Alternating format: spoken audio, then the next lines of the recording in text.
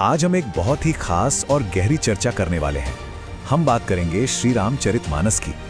देखिए, ये सिर्फ एक पुरानी कहानी नहीं है, बल्कि एक बहुत ही गहरा आध्यात्मिक सफर है, एक सच्ची आध्यात्मिक कथा। ये महाकाव्य हमें दिखाता है कि एक भक्तिपूर्ण आत्मा की सबसे सुंदर और सच्ची अभिव्यक्ति कैसी होती है। तो चलिए, बिना किसी देरी के इस अद्भुत यात्रा में गोता लगाते हैं। श्री राम, माता सीता और उनके परम भक्त हनुमान जी, इनका एक साथ होना ही अपने आप में इस बात का प्रतीक है कि एक सच्ची भक्तिपूर्ण आत्मा का सार आखिर होता क्या है। मतलब आप खुद सोचिए, कैसे पूर्ण समर्पण, गहरी श्रद्धा और एकदम निस्वार्थ प्रेम एक ही जगह पर पूरी तरह से झलक रहा है। और सच कहूं तो इस पूरी यात्रा का जो बेस है ना, वो यही समर्पण है। अब इतने बड़े महाकाव्य की शुरुआत कैसे होती है? एक बहुत ही कमाल के कोट के साथ। गोस्वामी तुलसीदास जी लिखते हैं, जैसे एक छोटी सी चींटी किसी राजा द्वारा बनाए गए पुल से बिना किसी मेहनत के एक विशाल नदी पार कर लेती है, वैसे ही संतों के सहारे मैं भी इस महाकाव्य का वर्णन करूंगा। जरा सोचिए, इतना विशाल कार्य और कितनी शुद्ध विनम्रता।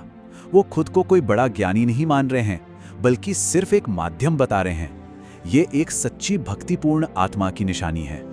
इस ग्रंथ की एक और बात जो इसे बहुत खास बनाती है, वो है इसकी पहुंच। मतलब ये पीढ़ी दर पीढ़ी सबके लिए है, चाहे अमीर हो या गरीब, बहुत पढ़े लिखे विद्वान हो या बिल्कुल अनपढ़, सन्यासी हो या फिर हमारे और आपके जैसे गृहस्थ, युवा हो या बुजुर्ग। ये ग्रंथ सच में समाज की हर खाई को पाट देता है। ये आध्यात्मिक ज्ञान को हर उस इंसान के लिए बिल्कुल आसान बना देता है जो जीवन में शांति की तलाश कर रहा है। खंड 1, भक्ति की उत्कृष्ट रचना, एक साहित्यिक और आध्यात्मिक चमत्कार। तो इस कथा में गहराई से उतरने से पहले हमारे सामने एक बहुत ही गहरा दार्शनिक सवाल आता है। ये अव्यक्त, असीमित ब्रह्मांड, जिसका कोई और छोर नहीं है, वो आखिर एक मानव रूप कैसे धारण कर सकता है ना? सोचने वाली बात। ये एक ऐसा रहस्य है जो ईश्वरीय अवतार के बारे में हमारे जिज्ञासा को एकदम से जगा देता है। खंड 2, ईश्वरीय उत्पत्ति और अवतार, रहस्यवाद से नश्वर संसार तक। अब इस ईश्वरीय रहस्य को भगवान शिव के विवाह के इस अनोखे वर्णन से समझिए।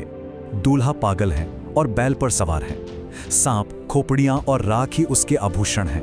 मतलब क्या अद्भुत कल्पना है। ये शिव की बारात के अजीब और रहस्यमयी तत्वों को हमारे सामने लाता है।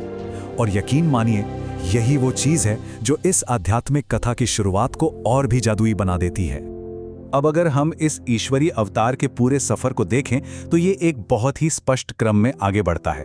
शुरुआत होती है ईश्वरीय जन्म से, जब अग्निदेव वो पवित्र खीर प्रदान करते हैं। फिर आता है स्वयंवर और शिव धनुष का टूटना।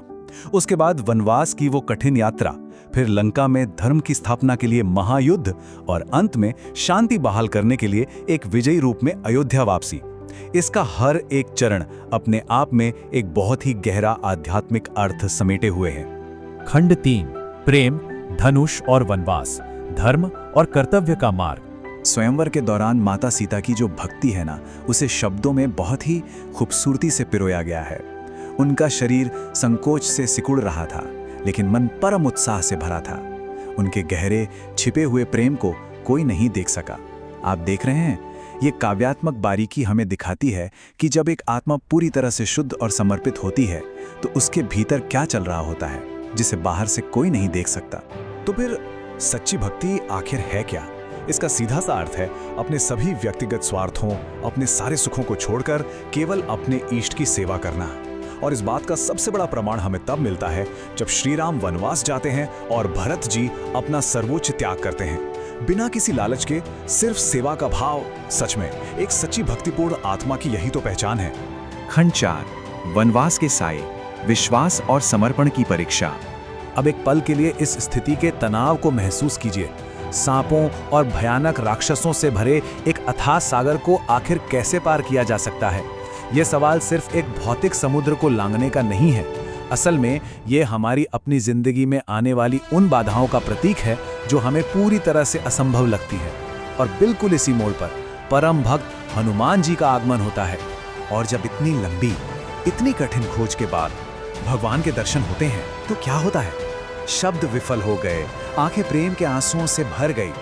कमल नयन भगवान के सिर्फ दर्शन मात्र से सारे कष्ट धुल गए। ये पल बिल्कुल सटीक तरीके से हमें बताता है कि ईश्वर के दर्शन में कितनी शुद्ध और परिवर्तनकारी शक्ति होती है, जो एक ही पल में आपकी हर पीड़ा, हर थकान को हमेशा के लिए मिटा देती है।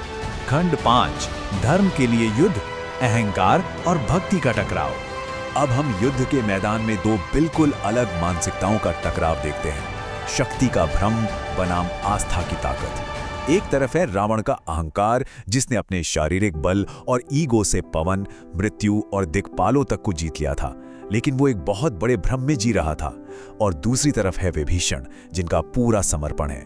उन्होंने ईश्वर के चरणों में शरण पाने के लिए अपनी सारी सत्ता, अपना सारा रुतबा छोड़ दिया। ग्रंथ हमें साफ दिखाता है कि अंत में जीत किसी ईगो की नहीं, बल्कि इसी आस्था और समर्पण की होती है। और पता है, इस भीषण युद्ध के बीच से भी जीवन की एक बहुत ही कमाल की सीख निकल कर आती है। ध्यान से सुनिएगा। व्यर्थ की डींगे हाँक कर अपने अच्छे यश को नष्ट मत करो। दुनिया में 3 प्रकार के पुरुष होते हैं, पाटल यानी गुलाब, आम और कटहल के समान। मतलब कुछ लोग गुलाब की तरह होते हैं, सिर्फ फूल देते हैं, यानी केवल बड़ी बड़ी बातें करते हैं। कुछ आम की तरह होते हैं, जो फूल और फल दोनों देते हैं। और कुछ बिल्कुल कटहल की तरह होते हैं, जो बिना फूल के सीधे फल देते हैं, यानी बिना कुछ बोले चुपचाप अपना काम कर दिखाते हैं। है ना प्रकृति का कितना अद्भुत उदाहरण। खंड 6, आस्था की विजय, शांत राज्य में वापसी। अब युद्ध समाप्त हो चुका है और हम लौटते हैं अयोध्या। वहां की लौटी हुई महिमा की जो कल्पना की गई है, वो बहुत ही जीवंत है। सुगंधित पानी से छिड़की हुई सड़कें, खुशियों से सजे हुए चौराहे, शुद्ध प्रेम और विनम्रता से भरे हुए लोग, और सरयू नदी का वो एकदम साफ पानी जिसमें कीचड़ का नामो निशान नहीं है। अयोध्या की ये जो शानदार बाहरी सुंदरता है ना, वो दरअसल वहां के लोगों की आंतरिक आध्यात्मिक पवित्रता का ही रिफ्लेक्शन है। अगर हम इस पूरे महाकाव्य की मूल फिलॉसफी को समझें, तो वो 2 रास्तों की बात करती है। पहला है ज्ञान का मार्ग। ये रास्ता काफी कठोर है, मुश्किल है और शांति की तलाश कर रही एक आम आत्मा की पहुंच से अक्सर थोड़ा बाहर होता है। और दूसरा है भक्ति का मार्ग। ये एकदम सुलभ है, सीधे शुद्ध प्रेम से जुड़ा हुआ है और जीवन के सारे सांसारिक कष्टों को पूरी तरह से धोने की ताकत रखता है। तुलसीदास जी का संदेश बिल्कुल साफ है। परम तत्व तक पहुंचने के लिए केवल और केवल सच्चा प्रेम चाहिए। भगवान की भक्ति के बिना क्लेश दूर नहीं होते।